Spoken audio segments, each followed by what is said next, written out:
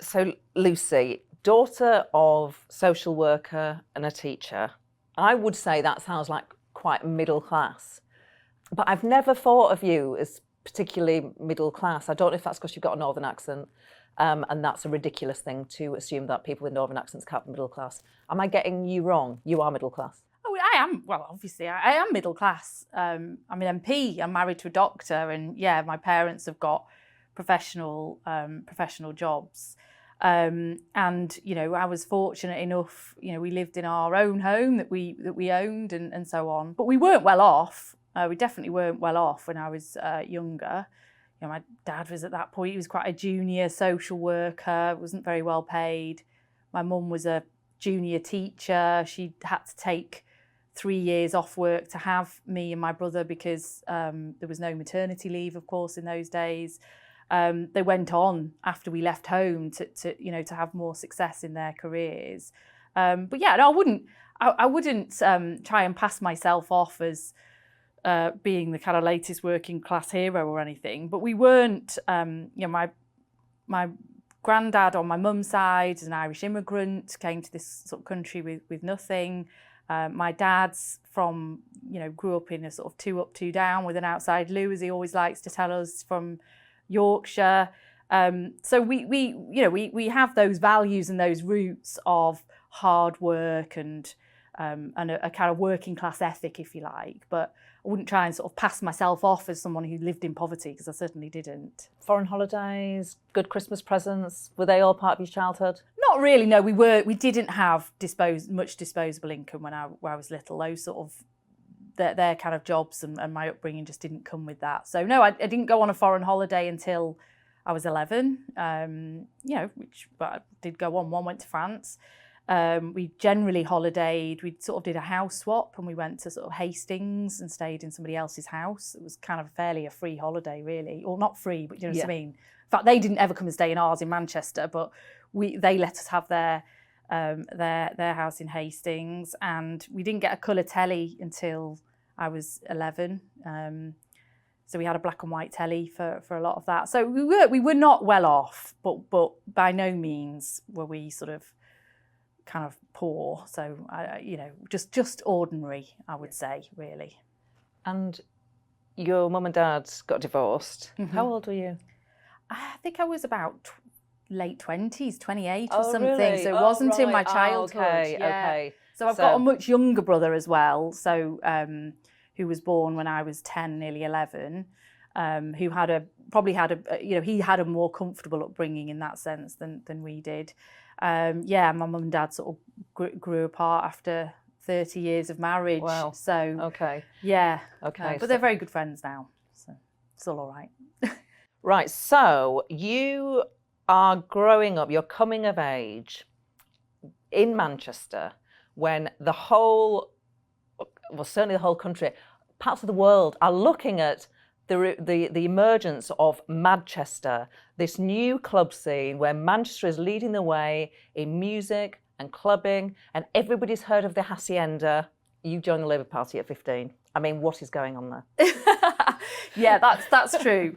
Well, look, I am a child of the Hacienda. I did go clubbing when I was too young, because everybody was doing that then. So yeah, at the age of sort of 15, and that kind of thing in Manchester. I was 15 in 1989.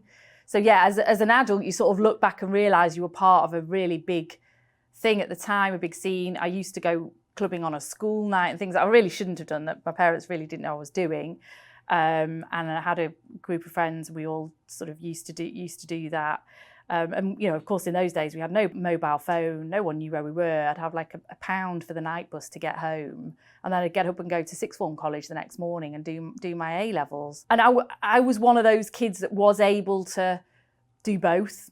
I did do my schoolwork. I was hardworking. I had a Saturday job from being sort of 13. I did a lot of babysitting. I used to earn a lot of my own money because that gave me my independence, and I wanted that money. We didn't have that sort of money at home. So I worked hard, but I played hard, and yeah, I'm very much a sort of child of the Hacienda years, really.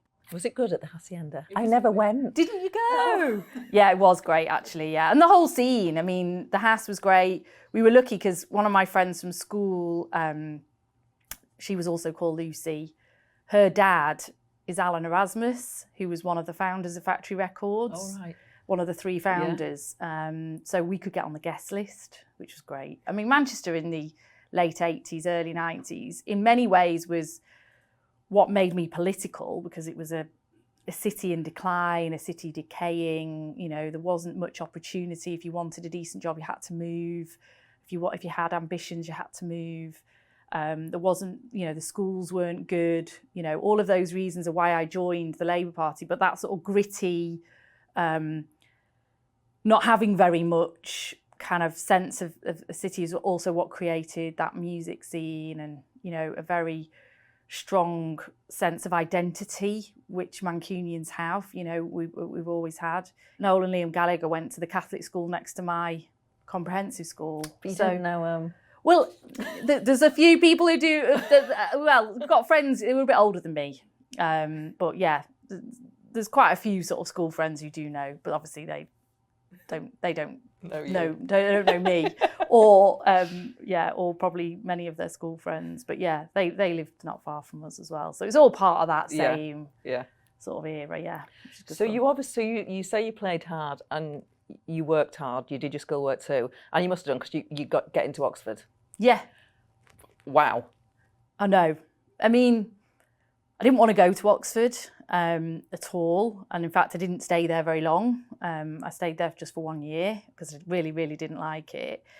But yeah, I went to a sixth form college in the centre of, you know, in Manchester, a state sixth form college. And there was like, I don't know how many of us were there, maybe 2,000. And the teachers sort of picked me out and said, you should apply to Oxbridge, which now when I look back on it, I'm like, oh, must have been quite clever for them to have sort of said that. I mean, I was doing further maths, physics and chemistry A level, and I was the only sort of girl doing a lot of those subjects at the time. But at the time, I didn't really think of that particularly, although I knew I was pretty much the only girl sort of doing those things out of all those people. So when the teachers say you should apply, what do you do? So, and I came home and sort of told my parents. They were like, oh, that's great. So I went down for the interviews. At the time I was 18. I was very independent. I'd had all these jobs, you know, sort of going out clubbing. I was driving, you know, I was always very mature for my age and independent. And I went down for my interviews and I phoned my mum up and just crying because I hated it so much. It was just so awful. You must have done well. But then I got in. Then I got an offer. I cried when I got the offer. I didn't want to go at all. So, you know, but what do you do? You get an offer at Oxford. You've got an offer at Oxford, and everyone's like, oh, that's amazing, that's great. So you're sort of on this treadmill, and then I got the grades, so I got in. But I just was like a fish out of water, like for most of it, to be honest. Although I did make some really good friends there, and I'm sort of glad I went to see how the other half live in a way. But I didn't thrive there at all. So I left after a year, and then went to King's. Why were you a fish out of water? I was a state educated northern girl doing science. Right. I mean, I couldn't have been more fish out of water, really. It's not an environment I was used to at all. I'd come from Hacienda, Manchester. All my friends had gone off to uni and elsewhere where there were loads of nightclubs and nightlife and all that, and I was sort of in Oxford with a load of books. And there was no support, there was no recognition that, you know, I'd gone to a good sixth form college, but I had really sort of taught myself some things. You know, I hadn't been coached, hadn't been given extra tuition and all of that sort of stuff to get to Oxford. I'd just done my A-levels. And when I got there, you get there and the work is really, really hard. It's completely different to what I'd done before. What I realised was everybody else had had a lot of coaching, a lot of extra tuition, a lot of support. There was no teaching, really. It's just like, here's an exercise book, get on with it. So it crushed my confidence immediately. Crushed your confidence. And how does that manifest itself? Are you crying in your room at night? How is it? What does it feel like thinking I do not belong here? Because you're away from your family, you're in those dorms, you're not making that many friends because most people are boys on your course. Yeah, I made a few really good friends who are still some of my best friends today. Rosalind Jones, who we both know, and others. And I enjoyed the sort of political side of Oxford, or if you like, or that. The few friends that you make, everyone's very, very tight. You know, if you find your type, then that type we sort of stuck together closely. And so I did make some good friends. So I wasn't lonely, but I really, really struggled with it academically, which, having gone from being this sort of clever, like, oh, you're out of 2,000 kids in this sixth form college in Manchester, we want you to sort of apply for you. I was the only one who got in out of that, to basically being made to feel like I was totally thick, is quite crushing. So it manifested itself in that I sort of lost interest. I really struggled, put on weight. I did enjoy the social side of it as much as I could, but I just wasn't enjoying it. So over that summer, after my first year, when I came home, I just made the decision that I wasn't going to succeed there. And, I hadn't done very well. What were they called now? Your exams you do at the end of the first year. They've got a funny Oxford name, obviously. I can't remember what they are. I hadn't done very well in those. Obviously my mum and dad sort of deny this these days, but they did say to me at the time, if you leave Oxford, we're not going to give you any sort of help with uni. So I phoned round some other university, King's College in London, said, yes, you can come and just transfer straight into your second year. I didn't want to resit my first year. I didn't feel I needed to. And they were really welcoming. And then I got a job in Topshop. I got a job in a bar. I sort of fended for myself. I went to London and, never really looked back, and loved it doing chemistry in London instead, in King's College. So yeah, I was glad I went, but to hear that Oxford is still, it's getting better. Oxford and Cambridge are getting a bit better, but that was nearly 30 years ago, my experience. You don't expect it to still be like that in 21st century Britain, do you? But I think, unfortunately, it is still for too many. So you were going to the Hacienda. Now, I would socialise a bit with you in Parliament. Mm-hmm. And frankly, Lucy, I can handle my Chardonnay. A crazy night for you was 2 white wine spritzers. What is that just like about being a control freak, or do you ever get drunk? No, I don't ever get drunk. I've become a lightweight, and maybe I am a sort of control freak about it. In my youth, as people who were at university or at school will testify, I was perfectly able to get completely paralytic drunk, as lots of people were at that age. But no, as I've got older, I think, I don't know when that kicked in. I'm very sensible. I'm afraid I'm very sensible. So I just have my 2 spritzes and that's me done. Is there ever a night where you think, do you know what, I'm having number 3 spritzer? Occasionally, but I usually regret it. Sometimes when I go out for dinner, I might have an aperitif to start off with, like, a little glass of bubbly or something, and then I'll regret it because I just get a terrible headache. Yeah. I'm such a loud. Sorry, I know I let the side down. We all pay the price. We all think it's worth it, but we're probably wrong. You're probably right. So you are married to an AE doctor. Yeah. You're a stepmom to one of his children from a previous relationship. Lots of families experience different ways of coming together. Are there challenges, or are there difficulties, or how do you navigate your new family? My stepson's lived with us since he was, quite young, and now he's older. And we've got 2 other children. I think, like many families, you're one family. Everyone's got, I think, some kind of blended sort of family or some kind of arrangement like that these days. But I think actually being a stepmom is a lot harder than being a mum, because the the boundaries are different, the relationships are different, harder to sort of navigate. You know, and when he's with us, you know, in many ways I am, you know, his sort of main parent really, because I'm that mother figure. You know, when he's with us, he has a fantastic relationship with his own mother. So, you know, obviously that can come with its challenges too. We're just trying to get through A levels at the moment. Right. Gosh, that's quite a lot of hard work. I'm scraping up, you know, trying to remember my own maths and further maths A level to help with that.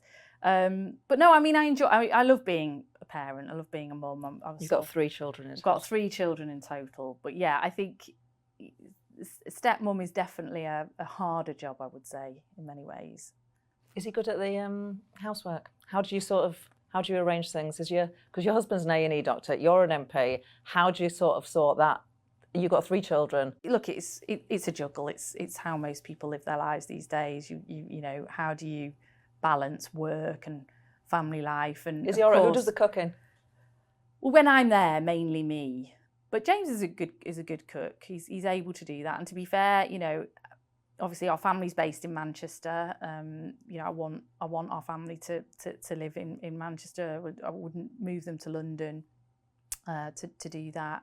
So when I'm here, you know, he has to work saving lives and sort of look after the kids. But if it wasn't for my mum and dad being so local to us, we wouldn't be able to do that really. They've been incredible in terms of helping with that support. But yeah, like everyone, I mean, you know, we're quite capable of arguing over who's putting the washing away and, you know, that kind of thing. Do you know, it's the clothes washing more than the cooking. Do you know what I mean? When you've got 3 kids, it's like absolutely endless washing and folding and sock sorting. There's never a pair of socks to be had. But anyway, but yes, I would love a machine that did, you know what I mean? You know, we develop dishwashers and washing machines, just a robot that could fold and put away all the washing. Why doesn't someone invent that? Lucy, would you like to lead your party one day? I don't think I would. No, not really. I mean, on one level, I think I've got sort of ideas about the country and ideas about politics and how we need to change things and what we need to do. But the demands of that job are so deeply unattractive, I think, you know, especially when you've got children, you don't live in London, you know, you've got all these other things going on in your life. I think the cost on one's actual life would just be far, far, far too great, to be honest. You know, being that much in the public, all those demands, I mean, it's just relentless, isn't it? Will the Labour Party ever have a woman leader? I hope so. Isn't it ridiculous? Isn't it embarrassing? It is, but I think it is it does get to that point where I think, you know, as women, we do weigh up those costs a lot more, the cost to our family, the cost to our lives. I think as women, we do generally, we wear that responsibility is weighted on us a lot more. You know, I think as the Tory women seem to. I mean, come on, because they've done better. They've done better, considerably better than the Labour Party. I know, but to be fair, there is I'm not being disparaging about it, but there is a sort of a different sort of culture with maybe people who are a bit posher about boarding schools and nannies and things like that. It's not quite the same as, you know, trying to pair up the socks and deal with the homework and the emotional needs of your children. You know, as they get older, they do need you around a bit more. And I don't know, maybe there's something culturally a bit more that's different between Labour and the Tories. But yeah, I would love to see a woman leader, and maybe we have to be a bit more accepting about, you know, women as we get older as well, because actually, you know, as empty nesters, your sort of time frees up a bit more. But then there's this thing about, oh, you're too old or whatever. I mean, that's just ridiculous, isn't it? But like Yvette always wanted to wait until her kids were a bit older. And now her kids are a bit older, and you know, she's not in frontline politics, for example, which she is, but not in quite that way, which is a real shame. So I think we have to have to sort of look at that. You know, in your 30s and 40s, it's just too many other pressures, I think. Lucy Powell, thank you very much. Thank you. Thank you for sharing so much with me.